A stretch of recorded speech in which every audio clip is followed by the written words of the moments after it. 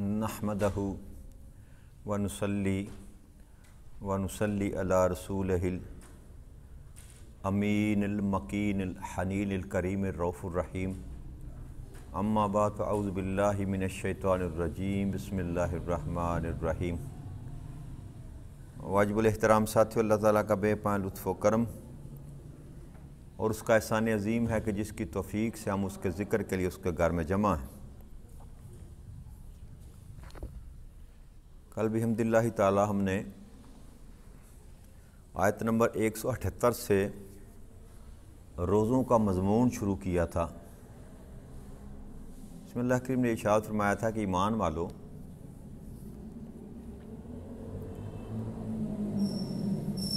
تم پر روزے اسی طرح فرض کیے گئے ہیں جس طرح پہلی امتوں پر فرض کیے گئے تھے، تاکہ تم پرہیزگار بن سکو۔ تو میں نے کل آپ سے یہ عرض کی تھی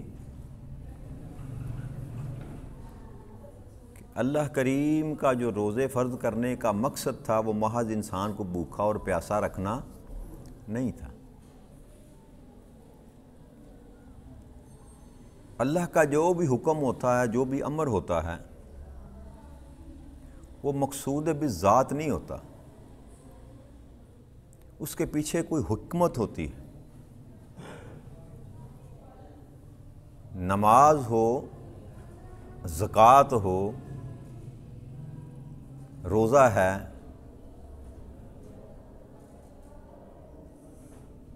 تو جیسے انسان کا ایک جسم ہے اور ایک روح ہے، جسم جو ہے وہ نظر آتا ہے لیکن روح نظر نہیں آتی۔ لیکن یہ جو چیز نظر نہیں آتی اصل میں حقیقت وہ ہے۔ حقیقت جب روح نکل جاتی ہے انسان کے بدن سے تو یہ بدن چار پائی پر پڑے کا پڑا رہ جاتا ہے، اور گھر والے بھی کہتے ہیں، اولاد بھی کہتی ہیں، ماں باپ بھی کہتے ہیں اٹھاؤ اس کو، بدبو چھوڑ جائے گا، جلدی کرو اس کو زمین کے نیچے دفناؤ۔ تو یہ جسم کی حقیقت یہ ہے۔ تو اصل جو حقیقت ہے وہ کیا ہوئی؟ روح ہوئی۔ اسی طرح میرے بھائیوں، یہ آپ کو سمجھانے کے لیے میں نے مثال دی کہ ہر اللہ کے حکم کے پیچھے بھی یہ محرک ہے کہ جو نظر آتا ہے وہ جسم ہے، جو اس کے اندر ہے وہ روح ہے، جو اس کے اندر ہے وہ روح ہے۔ اب ہم نماز پڑھتے ہیں تو جو نماز کے ارکان ہم ادا کرتے ہیں، قیام کرتے ہیں، رکوع کرتے ہیں، سجود کرتے ہیں، قومہ کرتے ہیں، قاعدہ کرتے ہیں، یہ سارے اراکین ہیں نماز کے، ان پر ہمارا دھیان رہتا ہے، ہمارا فوکس رہتا ہے جی، ظاہر پر ہمارا فوکس رہتا ہے۔ لیکن جس مقصد کے لیے اللہ کریم نے نماز کو فرض کیا وہ مقصد ہمیں یاد نہیں ہے کہ سر کو جھکانے کا مقصد کیا ہوتا ہے، کہ میں تیرا فرما بردار ہوں، میں تیرا مطیع ہو گیا۔ میں نے اپنا سر، انسان کی سب سے تذلیل ترین جو شکل ہوتی ہے وہ ہوتا ہے کسی کے قدموں میں سر رکھ دینا۔ ایسا ہی ہے کہ نہیں ہے؟ انسان مرتا مر جاتا ہے، کسی کے پاؤں نہیں پڑتا۔ تو اپنے سر کو جب اللہ کریم کے سامنے آپ جھکا دیتے ہیں تو آپ آخری مقام پر ہوتے ہیں جہاں اپنی ساری عزتیں قربان کر کے کھڑے ہو جاتے ہیں۔ مولا یہ پڑا سب کچھ، میں گر گیا۔ لیکن حقیقتاً آپ نے صرف جسم کو گرایا، آپ نے جسم کو تو گرا لیا لیکن نفس آپ کا بھی کھڑا ہے۔ اور جو نماز تقاضا کرتی ہے انسان سے وہ یہ ہے کہ بندے محض جسم سے نماز ادا نہ کر، اپنے نفس کو بھی تو میرے سامنے جھکا۔ اطیعوا اللہ و اطیعوا الرسول کا جو مفہوم ہے وہ یہ ہے کہ اطاعت کہتے ہیں فرما برداری کو، اور فرما برداری یہ نہیں ہے کہ بس 2 رکعتیں نماز پڑھ کے تو نکلا اس کے بعد اپنی مرضی شروع۔ تو پھر گویا تو نے نماز پڑھی یا نہ پڑھی ایک برابر، نمازی بھی ہے اور غفلت بھی نہیں جا رہی۔ نمازی بھی ہے کذب بیانی بھی نہیں جا رہی، نمازی بھی ہے جھوٹ بولنا نہیں جا رہا، نمازی بھی ہے گالیاں بھی نکالتا ہے جی، تو اس کا کیا مطلب ہوا؟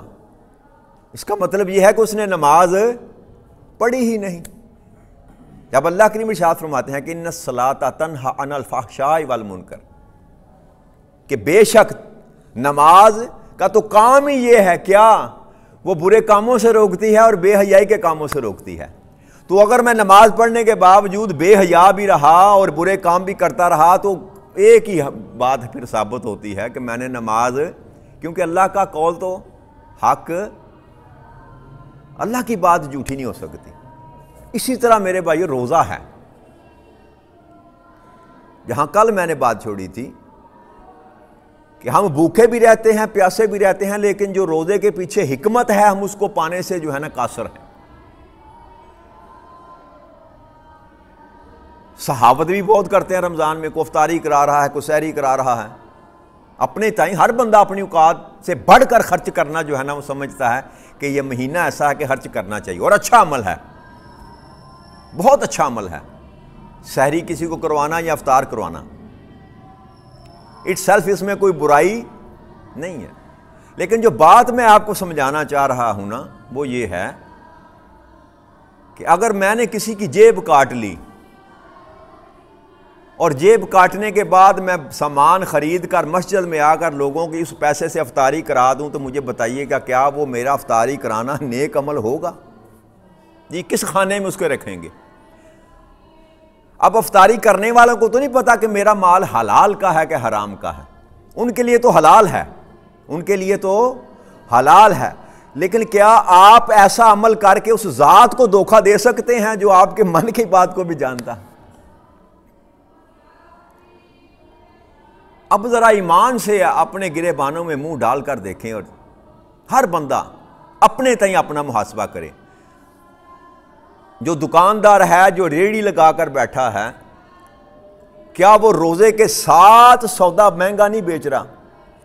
صبح روزہ رکھ کے جاتا گھر سے، اور جو کھجور، ایک ہی چیز کی بات کر لیتے ہیں نا، جو کھجور شعبان کے مہینے میں 80 روپے پاؤ ہوتی ہے، یکم رمضان کو 160 روپے پاؤ بکتی ہے،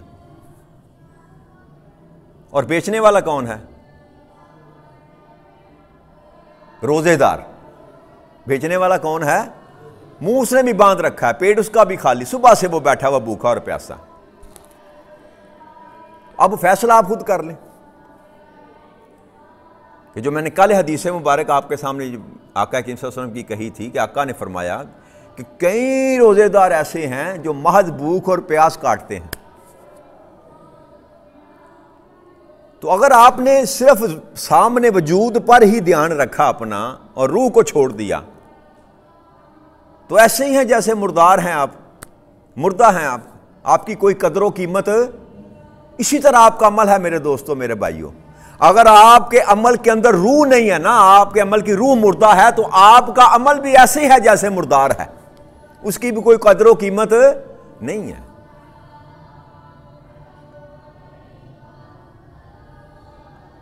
تو جہاں پر بھوکا اور پیاسا رہنا ضروری ہے، وہاں پر اللہ کی وہ جو حکمت ہے اس کو اپنانا ضروری ہے۔ روزہ تو معاف بھی ہو جاتا ہے، کیا روزہ معاف نہیں ہوتا؟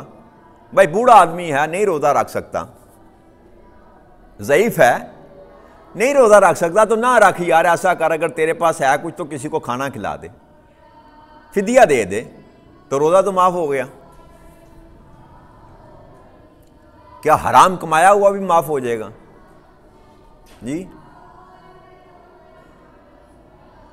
تو جو اصل اللہ کریم چاہتا ہے نا، جو اللہ نے فرمایا تھا، 7 لفظ استعمال کیا تھا، روزہ میں نے تم پر کس لیے فرض کیے، جس کو ہم بھولے بیٹھے ہیں میرے بھائیوں، لعلکم تتقون۔ اصل منشا اور مردی جو اللہ کریم کی تھی نا آپ کو بھوکے اور پیاسے رکھنے کی، وہ یہ تھی کہ تم تقوی والے بن جاؤ، پرہیزگار بن جاؤ۔ اور اگر آپ نے تقوی اور پرہیزگاری نہیں اپنائی تو اللہ کو آپ کے بھوکے اور پیاسے رہنے کی ضرورت۔ جس معاشرے میں ہم رہتے ہیں اگر میں کوئی روزے دار دیکھنا چاہوں تو شاید مجھے وہ کیا کہتے ہیں خوردبین یا مائکروسکوپ لے کر مجھے نکلنا پڑے گا کہ میں روزے دار کو تلاش کروں۔ اللہ کی عزت کی قسم کھا کے میں کہہ رہا ہوں کہ جس روزے دار کی بات اللہ کر رہا ہے نا، اللہ کے رسول کرتے ہیں، وہ ہم نہیں ہیں۔ ہم نہ ہماری زبان رکتی ہے، نہ ہماری آنکھیں رکتی ہیں، نہ ہمارا نفس باز آتا ہے۔ تو روزہ تو نام ہی اس بات کا ہے کہ تیری آنکھیں بھی روزہ رکھیں، تیری زبان بھی روزہ رکھے، تیرا نفس بھی روزہ رکھے، تیرے ہاتھ بھی روزہ رکھیں، تیرے پاؤں بھی روزہ رکھیں، تیرا جسم کا ایک ایک انگ جو ہے وہ روزے دار بنے، تب جا کر روزے کی حکمت پوری ہوگی۔ ورنہ جیسے تو 11 ماہ پہلے تھا ویسے ہی اس 12ویں مہینے میں بھی تیرا شمار کیا جائے گا۔ تو ہمیں اللہ کے احکامات کی جو روح ہے میرے دوستو، میرے بھائیو، اس کو سمجھنے کی ضرورت ہے۔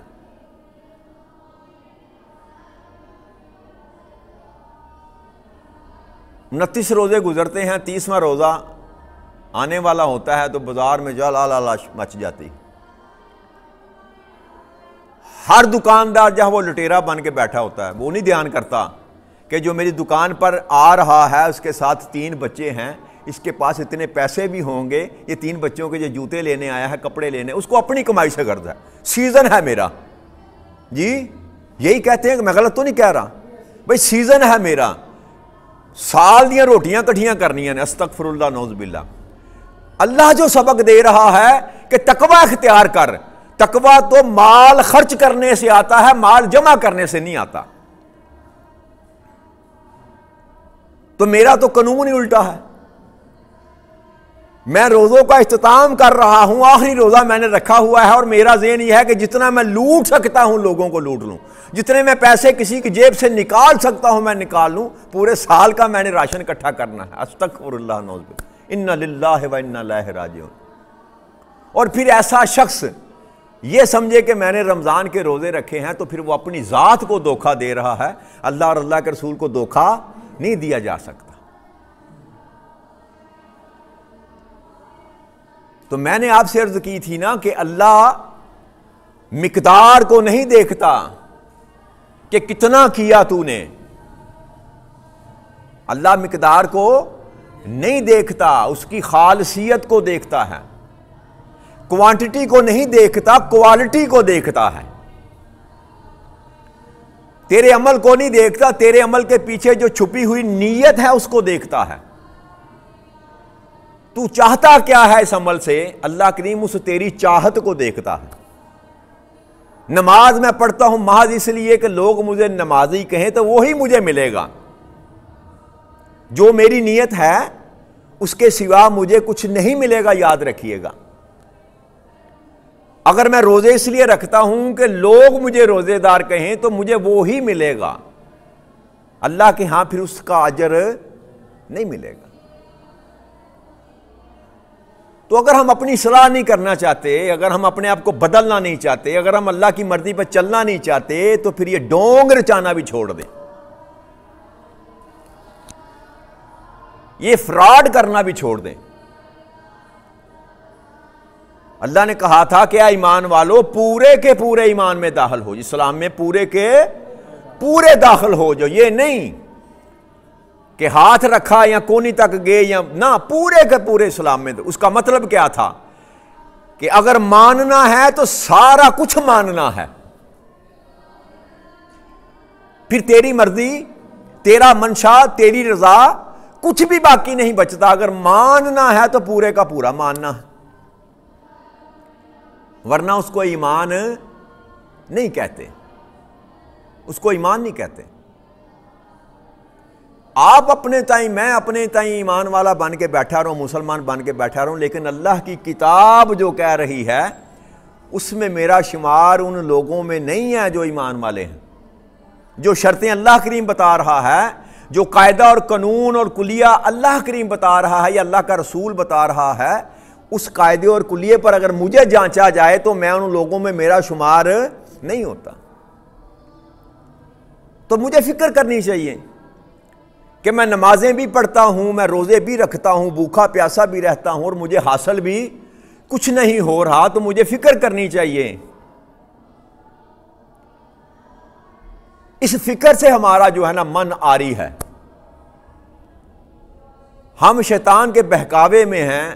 اس نے ہمیں مطمئن کر رکھا ہے کہ بس تو یار خیر ہے، بس صبح سحری کر، شام کو افطاری کر لیں، تیرا کام پورا ہو جائے گا. ایسی بات نہیں میرے دوستو. تن اور من کے ساتھ آپ نے اطاعت کرنی ہے اللہ اور اللہ کے رسول کی.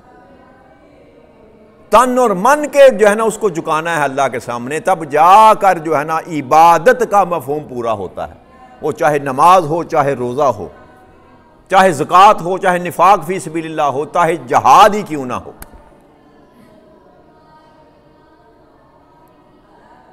قیامت کے دن مجاہد ایک آئے گا نا، اللہ کریم کہے گا اس کو اٹھا کر دوزخ میں پھینک دو. اس سے بڑا تو کوئی کام نہیں ہے کہ اپنی جان کی قربانی دینے والا. اللہ کریم حکم دے گا اس کو اٹھا کر دوزخ میں پھینک دو، تو وہ کہے گا مولا کریم میں نے تیرے راستے میں جان دی، میں نے تیری راہ میں مارا گیا، تیری راہ میں قتل کیا گیا، میں مجاہد ہوں. تو اللہ کہے گا نہیں، تو میری راہ میں نہیں مارا گیا، تو اس لیے لڑا کہ لوگ تجھے بہادر کہیں، جری کہیں، تجھے ایوارڈ سے نوازا جائے، تجھے تمغہ جرت ملے، تجھے نشان حیدر ملے. تو اس لیے لڑا تھا، وہ تجھے دنیا میں مل گیا.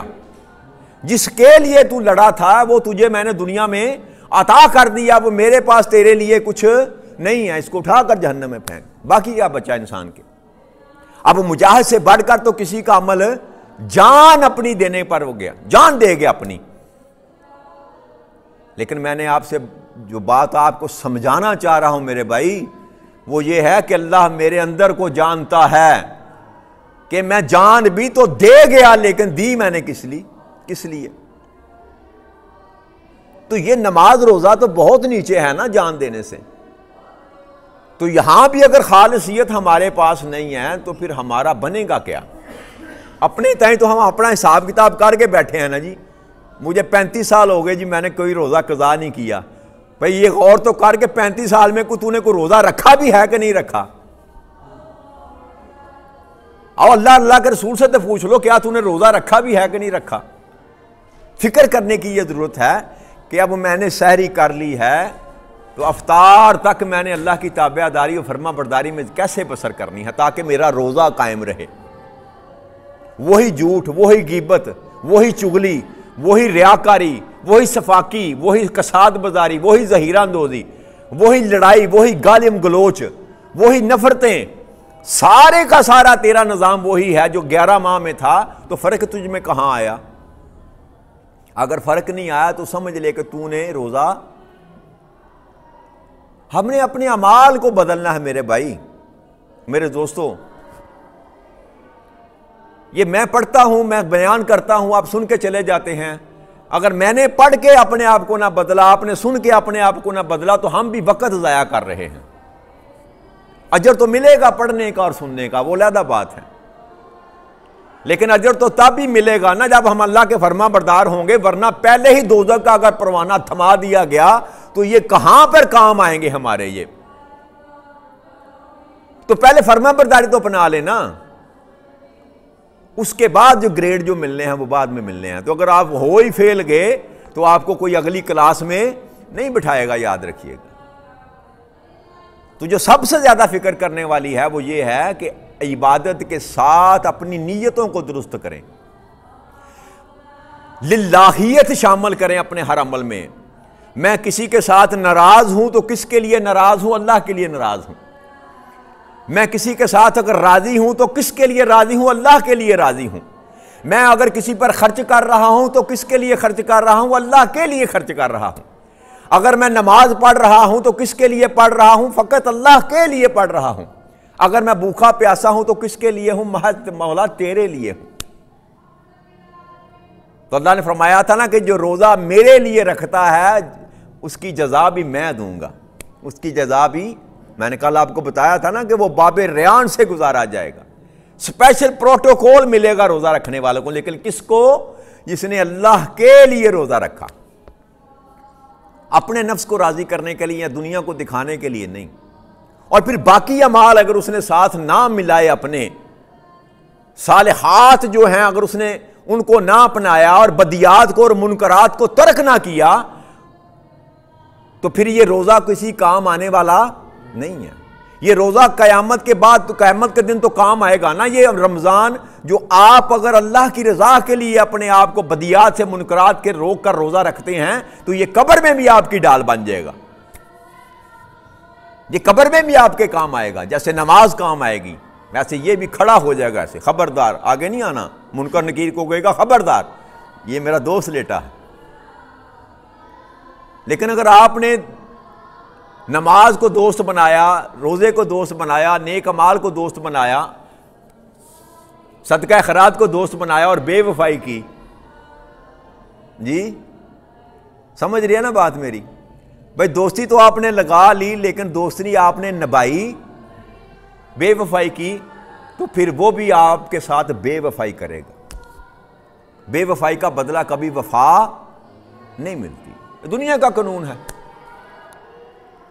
تو اس لیے جہاں پر میرے بھائی میرے دوستو عبادات کرنے کا معاملہ ہے, اس کے ساتھ جب تک اس کی روح کو ساتھ ملا کر آپ جسم کی عبادت نہ کریں لا حاصل ہے, لا حاصل ہے. وہ علامہ اقبال کا شعر ہے نا, اسی پر بات ختم کرتے ہیں کہ خرد نے کہہ بھی دیا لا الہ تو کیا حاصل. خرد کہتے ہیں وجود کو, بت کو, جسم کو. خرد نے کہہ بھی دیا لا الہ تو کیا حاصل, دل و نگاہ مسلمان نہیں تو کچھ بھی نہیں. ظاہر کا وجود اگر تیرا تابع دار نظر آتا ہے, میں نے داڑھی رکھی ہے, ٹوپی پہنی ہے, دیکھنے والا یہ کہتا ہے کہ سلیمی صاحب بڑے نیک آدمی ہیں, لیکن اگر میرا باطن نیک نہیں ہے, میں لوگوں کے ساتھ میرے معاملات غلط ہیں, میرا بیہیویئر اچھا نہیں ہے, تو پھر یہ میرا ظاہر جو ہے مجھے بچا نہیں سکتا. اللہ کریم سے اس دعا کے ساتھ کہ رب کریم ہمارے ظاہر اور باطن کو ایک کر دے, اپنے اور اپنے پیارے محبوب کی اطاعت میں زندگی بسر کرنے کا ہمیں سلیقہ عطا فرما دے. تھوڑا کریں لیکن ستھرا کریں, تھوڑا کریں ستھرا کریں, تھوڑا بھی کام آ جائے گا شرط کے ستھرا ہو. وما علینا الا البلاغ المبین. والسلام علیکم ورحمۃ اللہ وبرکاتہ.